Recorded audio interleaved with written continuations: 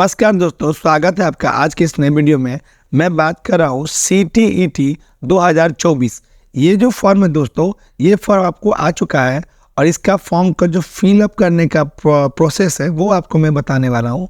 जो कैसे फॉर्म भरेंगे, जो भी कैंडिडेट सीटेट का जो अप्लाई का डेट आने वाला था, जिसका इंतज़ार कर रहे थे, उनका इंतज़ार ख़त्म हुआ। अब वो फॉर्म आराम से भर सकते हैं। यहाँ पे देखिए, ये पब्लिश नोटिस दिया गया है सीटेट जुलाई 2024। जुलाई वाला जो है उसके लिए आपको आ गया, ठीक है। तो जो भी कैंडिडेट फॉर्म भरना चाहते हैं वो आप इसके मेन वेबसाइट पर ctet.nic.in पे आके ओपन करके ये जो लिंक है, ये जो आप लिखा हुआ है, इस पर क्लिक करेंगे ना तो आपको ये इसका लिंक इस तरफ से खुल जाएगा और इसका फॉर्म आप आसानी से भर सकते हैं। यहाँ आपको पहले ही लिंक पर मिल जाएगा अप्लाई फॉर सीटेट जुलाई 2024। यहाँ पर जैसे आप लिंक पे क्लिक करेंगे ना तो आपको यहाँ पे आ जाएगा न्यू रजिस्ट्रेशन। जैसे ही न्यू रजिस्ट्रेशन में क्लिक करेंगे तो कुछ ज़रूरी नोटिफिकेशन है आपको दिया गया कि आप जनरल OBC हैं, मेल या फीमेल कैंडिडेट जो भी, तो उसके लिए 1200 रुपये का यहाँ पे पेमेंट कटेगा। जो यकीन यहाँ पे लिखा हुआ है मेल या फीमेल कैंडिडेट के लिए, बोथ पेपर के लिए। किसके लिए? बोथ पेपर के लिए। मगर अगर आप सिंगल पेपर भरते हैं, मतलब पेपर 1 ओनली भरते हैं, तो आपको कितना कटेगा? 1000 रुपये। मेल फीमेल दोनों के लिए बता रहा हूँ, और OBC और जनरल दोनों के लिए। और जब फीमेल कैंडिडेट होंगे, जो भी फीमेल होंगे या फीमेल में कोई भी मेल या फीमेल होंगे, तो SC ST को 500 रुपये कटेगा पेपर 1, मतलब पेपर 1 के लिए, जो कि 1 to 5 के लिए होता है, और 6 to 8 वाला पेपर 2 होता है, तो उसके लिए कटेगा 500। और 6 to 8 के लिए यहाँ पे मतलब main female SC ST candidate के लिए मैं बता रहा हूँ 600 कटेगा, ठीक है। बोथ पेपर में 600 और सिंगल पेपर में 500। चलिए, अब यहाँ पे कुछ जरूरी नोटिफिकेशन दे दिया गया है कि आप जो फॉर्म भरेंगे इसमें आपका फ़ोटो का साइज़ क्या होना चाहिए, किस टाइप फॉर्मेट होना चाहिए, लेटेस्ट फोटोग्राफ चाहिए। इसमें आपको जो इसका नोटिफिकेशन दिया गया है JPG फॉर्मेट में चाहिए। 10 KB से कितना 100 KB का होना चाहिए, ठीक है। यहाँ पे जो आप फोटो जो डालेंगे इसमें, इस पर दिया गया कि 3.5 सेंटीमीटर और 4.5 सेंटीमीटर इसका फ़ोटो का साइज होना चाहिए, और इसका जो सिग्नेचर का साइज है वो है 3.5 सेंटीमीटर इन 1.5 सेंटीमीटर। चलिए, तो इस फॉर्म को कैसे भरेंगे इसके बारे में मैं आपको स्टेप बाय स्टेप बताता हूँ। तो इस ऑप्शन पे आप जैसे क्लिक करेंगे ना, क्लिक हेयर टू प्रोसीड, इस ऑप्शन पे आप चले आएंगे। क्लिक हेयर प्रोसीड करने के बाद यहाँ पे आपको भरना है कैंडिडेट नेम, कैंडिडेट के father's name, candidate mother name. इसके लिए आपको यहाँ पे डेट ऑफ बर्थ आपको डालना है। यहाँ पे आपको तो पता ही होगा, जेंडर मेल फीमेल जो वो डालना है। आइडेंटिफाई टाइप, इस पर पूछ रहा है कि आप क्या आइडेंटिटी देना चाहते हैं, जिसमें जैसे कि Aadhaar card, PAN card, voter ID card, आपका ड्राइविंग लाइसेंस, क्या देना चाहते हैं, ठीक है। तो यहाँ पे 4-5 ऑप्शन है, तो मैं क्या डालना चाहता हूँ, यहाँ पे ऑप्शन दिया any other valid government ID with photograph. चलिए, इसमें क्या करेंगे, इस ऑप्शन को जैसे क्लिक करेंगे ना तो आपको इसमें अपना आधार कार्ड का नंबर डालना होगा, ठीक है।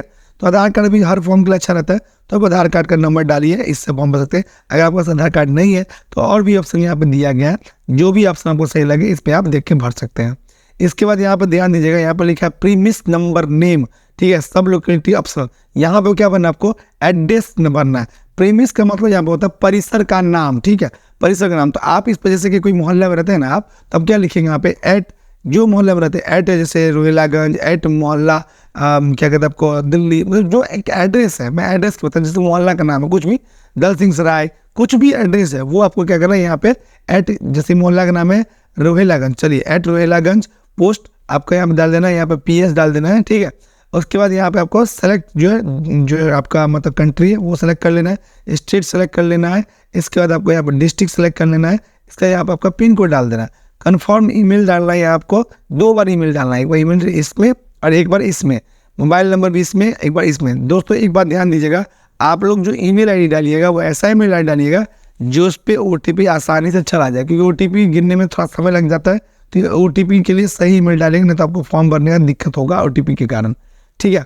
चलिए, ये सब करने के बाद यहाँ पर अगर सेव एड्रेस करना है तो सेम एड्रेस कर लीजिएगा। अगर सेम एड्रेस आपको नहीं करना है तो आपका जो प्रेजेंट एड्रेस जो होगा वो उस पर यहाँ पर लिख देना है, और उसमें परमानेंट एड्रेस जो कि ऊपर यहाँ पर था, इसमें आपको परमानेंट एड्रेस अपना लिख देना है, ठीक है। अगर सेम है तो यहाँ पर सेव एज कर सकते हैं आप। यहाँ पर पासवर्ड आता है, पासवर्ड में कैसे बनाना है ध्यान दीजिएगा। सपोज दैट आपका नाम सूरज है, आप क्या डालेंगे? कैपिटल में S, स्मॉल में URAJ @12345 जो आपको अंक अच्छा लगे इस तरफ से डालेगा। मगर ध्यान दीजिएगा कि आपका जो मतलब पासवर्ड है वो कैपिटल लेटर में एक अक्षर होना चाहिए, बाद में क्या स्मॉल लेटर में होना चाहिए, @ मतलब स्पेशल कैरेक्टर होना चाहिए और उसका तो कोई अंक होना चाहिए। ठीक है, ये चीज़ ध्यान रखिएगा। ठीक है, इसमें पासवर्ड डालना है, एक बार इसमें डालना है। यहाँ पूछता है सिक्योरिटी क्वेश्चन, सपोज दैट किसी कारण से आप ये भूल गए, फॉरगेट करना पड़ गया, तो आप इस टाइप को क्वेश्चन सेट करके रखिएगा, तो आपको पूछा जाएगा सिक्योरिटी क्वेश्चन, वो अगर आप सही जवाब दे देते हैं तो आप पासवर्ड को फॉरगेट कर सकते हैं। ठीक है, चलिए एकदम बहुत आसान सब बुक लीजिएगा या कोई ऑप्शन लीजिएगा ताकि आप आसानी से दे दें। यहाँ पूछ रहे हैं what is the name of your first school, तो हम क्या करेंगे, इसमें जिस स्कूल में मैंने फर्स्ट में पढ़ा था, मतलब 10th में तक किया था या 10th किया था, तो इसके स्कूल का नाम लिख दीजिए, जो भी आपको सही लगे, अपने स्कूल का नाम जो भी आपको सही लगे, बुक का नाम वो आप इसमें लिख सकते हैं, कोई बड़ा काम नहीं है, ये बस एक सिक्योरिटी क्वेश्चन है कि भगवान ने करे आपका फॉरवर्ड करना पड़े, आपको फॉरगेट हो जाए या आपको पासवर्ड भूल जाए, उस कंडीशन में ये करना है। इसके बाद आपको क्या पहचान, इसमें यहाँ पे जो ये यहाँ पर दिया गया है, ये आपको सिक्योरिटी आंसर इसमें डाल देना है। इसमें तो इसका आंसर डालना है, ऑप्शन चुन के, सपोज यहाँ पर जैसे देंगे ना स्कूल, तो यहाँ स्कूल गवर्नमेंट स्कूल का नाम लिख दीजिएगा जो आपको डालना होगा। इसमें डालना आपको क्या, ये सिक्योरिटी कैप्चा, इसको सबमिट कर देना। जैसे ही सबमिट करेंगे ना दोस्तों, तो आपको प्रीव्यू दिखाई देगा। प्रीव्यू में क्या रहेगा कि आपका नाम क्या है, आपका डेट ऑफ बर्थ क्या है, आपके पापा का नाम क्या है, मम्मी का नाम क्या है, मोबाइल नंबर कौन सा दिया आपने, ईमेल आईडी कौन सा दिया आपने, वो सब आपको स्टेप बाय स्टेप दिखाएगा कि ये सब आपका रखा हुआ, मतलब आपने दे रखा है, ये सब सही है कि नहीं। अगर आपका सब कुछ सही रहेगा तो सब एक एक करके टिक करना है आपको और सबमिट कर देना है। अगर कुछ गलती रहेगा तो वहाँ पर आपको ऑप्शन देगा एडिट मॉडिफाई का, तो आपको क्या करना है, वहाँ पे एडिट मॉडिफाई कर देना है। अगर आपको एडिट करना है तो कुछ गलती हो जाता है फॉर्म भरने फिलअप में, तो आप एडिट मॉडिफाई कर सकते हैं। ध्यान दीजिए दोस्तों, एक बार एडिट करने के बाद या एक बार रजिस्ट्रेशन करने के बाद आप इसको दोबारा सही नहीं कर सकते हैं, चाहे कुछ भी गलती हो। तो ध्यान से आप फर्स्ट स्टेप का जो रजिस्ट्रेशन है, वो फर्स्ट स्टेप बहुत ध्यान से कीजिएगा, बार बार आप मिला लीजिएगा, तभी आप रजिस्ट्रेशन कीजिएगा, तब आके आगे फॉर्म भरिएगा। चलिए, जैसे ही आप रजिस्ट्रेशन वगैरह कर लेते हैं, सबमिट हो जाता है, तो आपका जो एप्लीकेशन नंबर है वो आपके स्क्रीन पे कुछ इस तरीका का दिखा देगा। ठीक है, मैं आपको थोड़ा दिखाना चाहता हूँ, ये देखिए आपके स्क्रीन में कुछ जैसे रजिस्ट्रेशन कर सकते हैं, कर लीजिएगा आप, तो आपका एप्लीकेशन नंबर यहाँ पे इस तरह से दिखा देगा कि आपका ये एप्लीकेशन नंबर है और आपका ये डिटेल है। तो कंटिन्यू करने के बाद आपको क्या आएगा, आपने जो पहले से डिटेल कुछ भर रखा था रजिस्ट्रेशन वाला, वो ये आपको दिखा देगा। ठीक है, यहाँ पे आपका नाम, डेट ऑफ बर्थ, यहाँ पर कौन सा मेल है फीमेल है, जो भी ये सब आपको दिखा देगा। इसमें जो है ना, आपको यहाँ पर जो भी कुछ यहाँ पर नाम, पापा का नाम, मम्मी का नाम, कुछ अगर डालना है तो आप यहाँ पे जो अगर गलती कर दी होंगे बाय द वे, तो यहाँ आप डाल सकते हैं। ठीक है, चलिए इसके बाद यहाँ पे थोड़ा सा एडिट कर सकते हैं। फिर नेशनलिटी पूछेगा आपका, नेशनलिटी क्या है, तो इंडियन ही यहाँ पे एक ऑप्शन है, तो इंडियन सेलेक्ट कर लेंगे। कैटेगरी में आपको यहाँ जनरल, SC ST OBC, तो जो है वो डालेंगे। यहाँ ध्यान दीजिएगा दोस्तों, कोई कहता है ना कि हम OBC में 1 है, कोई कहता है हम 2 है, तो इससे इसको कोई मतलब नहीं है। अगर आप OBC में आते हैं तो आपको इसमें ऑप्शन में सेलेक्ट करना है। ठीक है, चलिए अब यहाँ पे पूछता है are you person with benchmark disability PWD as per selection, ये मतलब आप विकलांग है, अगर है तो यस, नहीं है तो नो करना है। चलिए इसके बाद यस, यहाँ भी वही पूछ रहा है कि अगर आप विकलांग है तो यस, नहीं तो नो, ये आप यहाँ पे नो कर देना, आगे बढ़ना है। इधर पूछता है एम्प्लॉय स्टेटस, इसका मतलब होता है कि क्या आप अभी एम्प्लॉय हैं, मतलब किसी सरकारी स्कूल में है या कोई सरकारी जब एम्प्लॉय हैं, अगर है तो यहाँ क्या करेंगे, यस एम्प्लॉय, मतलब employ as a teacher, employ as other than teacher. ठीक है, चलिए अगर हैं तो यस करेंगे, नहीं तो सीधा लिखेंगे नॉट एम्प्लॉय। यहाँ नॉट एम्प्लॉय पर सेलेक्ट कर देंगे तो क्या होगा, यहाँ पे आपका नॉट एम्प्लॉय करके आपको इसको बढ़ के आगे बढ़ जाना। ठीक है, थोड़ा सा मैं आपको बार बार दिखाने का बार बार प्रयास ये कर रहा हूँ कि ताकि आपको फॉर्म भरने में कोई तरह का परेशानी नहीं हो। ठीक है, चलिए ये सब करने का आपको जो आपका कैप्चा इसमें शो करता रहेगा, वो आपको भर के इसको सबमिट करना होगा, जो कि मैं आपको करके दिखाता हूँ। थोड़ा सा ये इस टाइप से आप सबमिट जैसे कर लेंगे ना, तो सबमिट करने के बाद क्या होगा, आपको ऑप्शन में दिखाई देगा। ऐसे सबमिट करेंगे ना, तो सबमिट करने के बाद क्या होगा, आपको जो नेक्स्ट स्टेप आएगा ना, उसमें आपको चलाएगा। ठीक है, तो नेक्स्ट स्टेप में आपको कैसे करना है, ऐसे सबमिट करना है। इसमें आपको जो अंक डालना है, वो आपको कैप्चा जो यहाँ पर दिया जाएगा, वो इसको इस टाइप से डाल के सेव एंड नेक्स्ट कर देना है। जैसे ही नेक्स्ट करेंगे कुछ इस तरीका से यहाँ पे, तो देखिए कैप्चा थोड़ा सा गलती हो गया था, इसलिए नहीं लिया वो, एक बार और ट्राई कर लेते हैं इस टाइप से। देखिए कैप्चा भी डालना एक RT है, क्योंकि बहुत सारे लोगों का क्या होता है, समझ में नहीं आता कि ये 0 लिखा है कि ये O लिखा है, तो थोड़ा सा कन्फ्यूजन रहता है, बट कोई बात नहीं, वो हो जाएगा एडजस्ट। ठीक है, चलिए ये हो गया आपका पर्सनल डिटेल्स भरने के बाद आपको क्या आप करना है, यहाँ पे अप्लाई, मतलब किस चीज़ के लिए अप्लाई कर रहे हैं। ठीक है, मतलब किस के लिए, तो आपको यह करना है पेपर 1 और पेपर 2 या बोथ पेपर। मान लीजिए आप पेपर 1 के लिए अप्लाई करेंगे, तो तो क्लास 1 to 5 में सेलेक्ट करेंगे। अगर आप पेपर 2 के लिए अप्लाई करेंगे तो क्लास 6 to 8 के लिए आप सेलेक्ट करेंगे। अगर आप दोनों के लिए अप्लाई करना चाहते हैं तो क्या करेंगे, बोथ पेपर से ऑप्शन सेलेक्ट करेंगे। तो बोथ सेलेक्ट कर लिए। चलिए यहाँ पे आपको पूछता है क्वेश्चन पेपर जब करेगा लैंग्वेज में वो किस टाइप करेगा, हिंदी, इंग्लिश, मैथिली, गुजराती, जिसमें जो कैंडिडेट को जिस चीज़ में समझ में आता है वो उसको सेलेक्ट करेंगे। मेरा जैसे मुझे हिंदी करना है, एक इंग्लिश का, तो मैं एक इंग्लिश में क्वेश्चन रखूंगा और एक हिंदी में क्वेश्चन रखूंगा। आपको जो भी सही लगे आप वो डाल सकते हैं क्वेश्चन पेपर 1 और पेपर 2 को, ठीक है। चलिए इसमें यहाँ पे जो पेपर दिया गया उसके बारे में बता रहा हूँ लैंग्वेज में, ये हो गया। अब इसके बाद मिनिमम एजुकेशन क्वालिफिकेशन यहाँ पे जो 1 to 5 के लिए है और मिनिमम एजुकेशन जो क्वालिटी है आपको 6 to 8 के लिए वो। तो आपको यहाँ क्या करना, अगर आपको दोनों, जैसे कि मैंने यहाँ पे देखिए क्या मैंने क्या किया, मैंने बोथ पेपर भरा है, ठीक है। अगर आप सिंगल पेपर अगर भी भरते हैं सिंगल पेपर, तो वो बस जो लैंग्वेज आपको सेलेक्ट करना ही है, हर में लैंग्वेज सेलेक्ट करना ही है, नहीं लैंग्वेज सेलेक्ट नहीं करना। जो लैंग्वेज में आपको एग्जाम देना होगा, ठीक है, जो या हिंदी इंग्लिश आप सेलेक्ट करते हैं तो एक एक आपको दोनों चुनना होगा, ठीक है। चलिए मैंने हिंदी इंग्लिश चुन लिया, तो मैं आपको दोनों तरीके से बताता हूँ। चलिए बोथ पेपर कर लेते हैं। दोनों में क्या होगा, बोथ पेपर। तो बोथ पेपर में क्या करना है, लैंग्वेज चुनना था, एक इंग्लिश एक हिंदी में सेलेक्ट कर लेता, कुछ इस तरीके से हो गया। चलिए अब यहाँ पर ध्यान दीजिए, तो ये जो कोड दिख रहा है 1 2 3 4, ये कोड ध्यान से दिखेगा। यहाँ पे क्या लिखा हुआ है, सीनियर सेकेंडरी और its requirement with at least 50% marks as passed of appearing in the final year of 2 year diploma elementary education by whatever name now, ठीक है। अब मेरे कहने का मतलब ये है कि इसमें कह रहा है कि आप सेकेंडरी सीनियर सेकेंडरी में पास है और आप जो डिप्लोमा कर रहे हैं उसमें आप अपेयरिंग है, ठीक है, अपेयरिंग है। और यहाँ पे 2 ऑप्शन है, अपेयरिंग भी है और पास भी है। तो जो कैंडिडेट अपेयरिंग में आते हैं वो क्या करेंगे, इस 1 वाले ऑप्शन को सेलेक्ट करेंगे, ठीक है। मगर इसी में कुछ इस तरीके का ऑप्शन जो दिया जा रहा है, senior secondary with at least 45% marks with appearing final year 2 year diploma elementary education whatever the name according the NCTET recognised norms and regulation 2022 इस टाइप से। यहाँ पर senior secondary of requirement with at least 50% marks pass and appearing in the final year 4 year bachelor elementary education. मतलब जो कोई 4 year के लिए BLED कर रहा था तो उसके लिए, या जो कोई आपको जो भी कैंडिडेट अप्लाई कर रहे हैं, senior secondary what is the list mark 50% mark appearing in the final year 2 year education diploma education special education. तो कोई डिप्लोमा तो कर रहा है मगर स्पेशल सब्जेक्ट से कर रहा है, स्पेशल एजुकेशन कर रहा है, तो वो ऑप्शन इस तरह है। मगर जो कैंडिडेट नॉर्मल से समझिए, जो कैंडिडेट 12th पास है, DLED कर रहे हैं, पास है या अपेयरिंग में है, वो ऑप्शन क्या करेंगे, सीधा 1 को सेलेक्ट कर लेंगे, ये पेपर 1, ठीक है। चलिए और यहाँ जो पेपर 2 है, पेपर 2 में क्या दिया गया वो भी ध्यान दीजिएगा। जो पेपर 2 कैंडिडेट बनाते हैं उसको में क्या करते हैं कि आपको ये पूछा जाता है कि आप ग्रेजुएशन पास है और ग्रेजुएशन पास और अपेयरिंग किस में, आप DLED में, डिप्लोमा में, ठीक है। तो अगर आप उसमें भी 1 ही सेलेक्ट कर सकते हैं, क्योंकि इसमें क्या है कि आपको BEd के लिए अगर पूछ रहा है, सॉरी DLED के लिए, तो आप पेपर 1 ही सेलेक्ट करेंगे। मगर जैसे कि मतलब कोड 1 सेलेक्ट करेंगे और यहाँ पर जो 2 3 का ऑप्शन है, थोड़ा सा उसको पढ़िए, पढ़ के खुद समझिए पहले, ठीक है। आप समझ लीजिए तभी अपनी समझ। मेरे जो हिसाब है, मैंने जो समझता हूँ इसमें मैंने वो डाला है। आपको अगर ऐसा लगता है कि नहीं हो सकता है गलती हो, तो आप 2-3 वीडियो देख लीजिए, कोई बड़ा इश्यू नहीं है। मगर मैं फिर भी आपको बताता हूँ कि इस टाइप से मैं सेलेक्ट करता हूँ ऑप्शन, अथवा समझता भी हूँ इसीलिए, ठीक है। यहाँ पर क्या लिखा है, 50% मार्क्स ग्रेजुएशन में होना चाहिए, post graduation pass and appearing in the final year bachelor DLED and BEd, ठीक है। यहाँ पर दिख रहा था, अगर मान के चलिए कोई BEd वाला कैंडिडेट होगा तब तो वो सीटेट वाला, मतलब ये पेपर 6 to 8 वाला में भरेगा, ठीक है, सीटेट।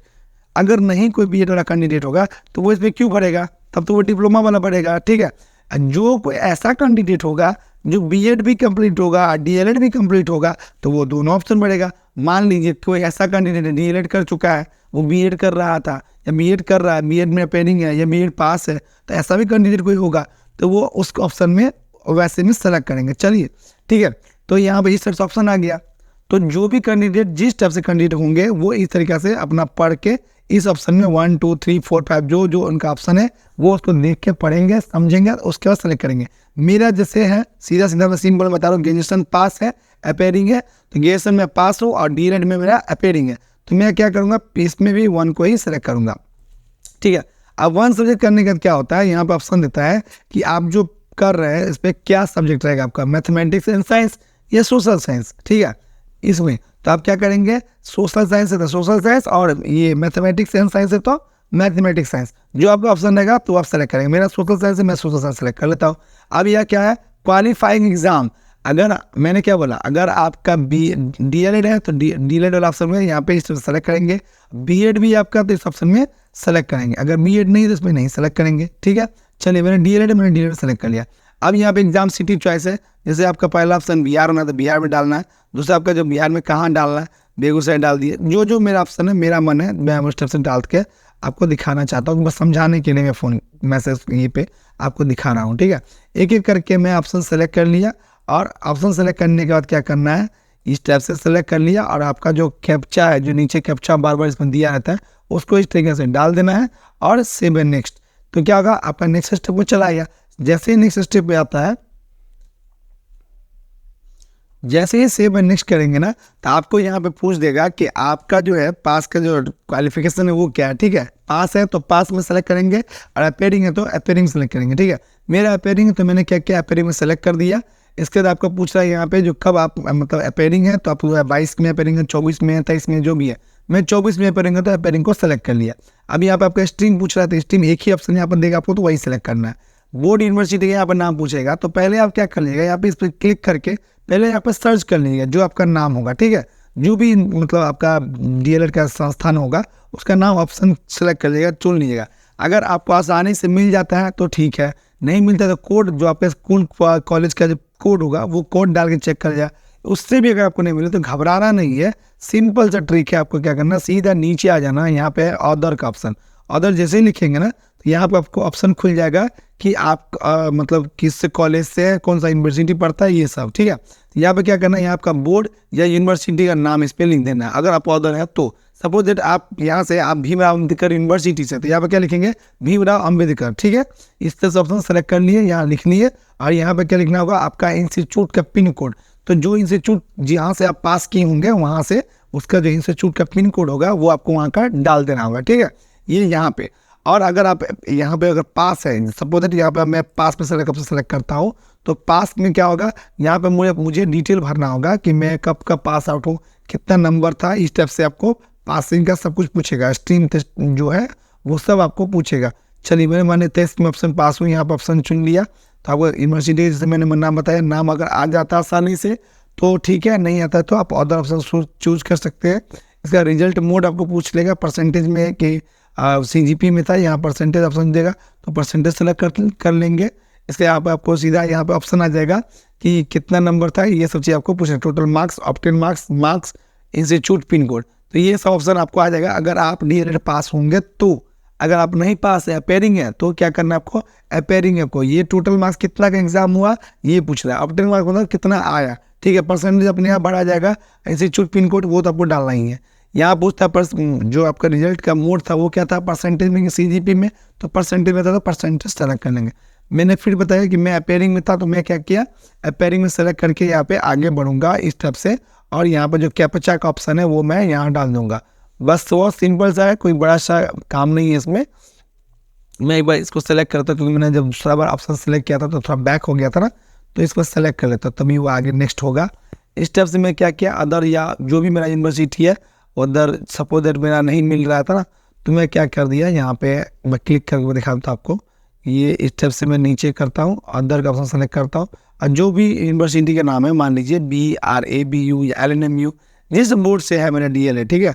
चलिए मैं उसका सर्च, मैंने LNMU से है तो मैं LNMU कर देता हूँ, LNMU दरभंगा आपको लिंक देना है इसमें, इस टाइप से जो मैंने आपको बताया, ठीक है, लिख दिया। यहाँ पे आपका जो पिन कोड है, जो आपका पिन कोड है, इस टाइप से मैं बस आपको बताने के लिए दिखा रहा हूँ।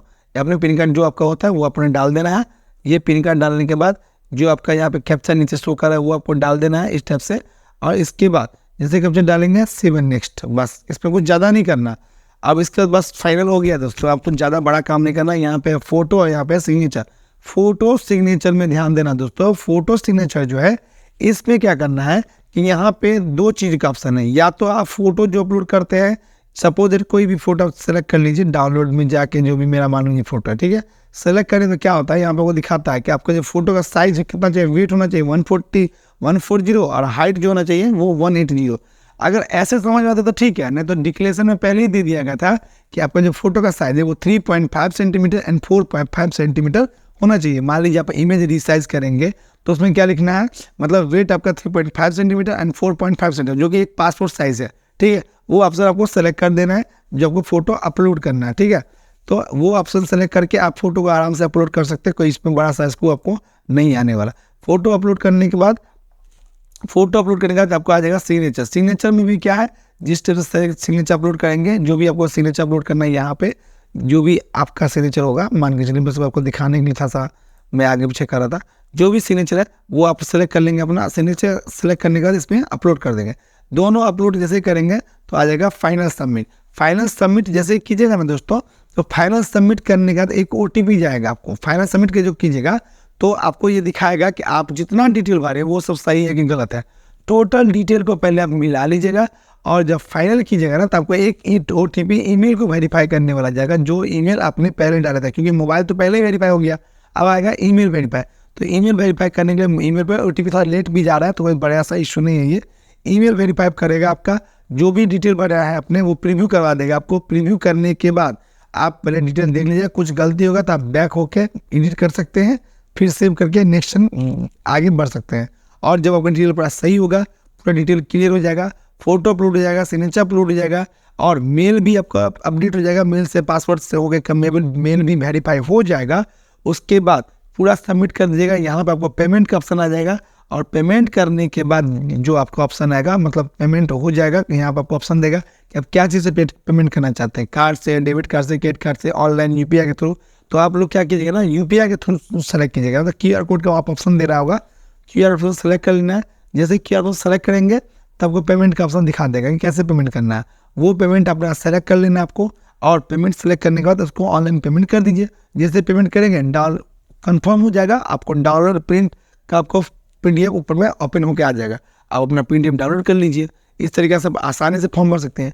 और जो भी कैंडिडेट को फोटो अपलोड, सिग्नेचर अपलोड में दिक्कत हो, वो मेरा नेक्स्ट वीडियो जो है इसका देख लें कि अपलोड कैसे करेंगे CTET में, वो अपलोड कर सकते हैं। कैसे रिसाइज करेंगे वो मैं आपको अच्छा से और बता दूंगा वीडियो के नेक्स्ट वीडियो में।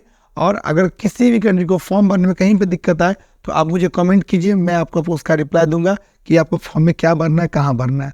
थैंक यू दोस्तों।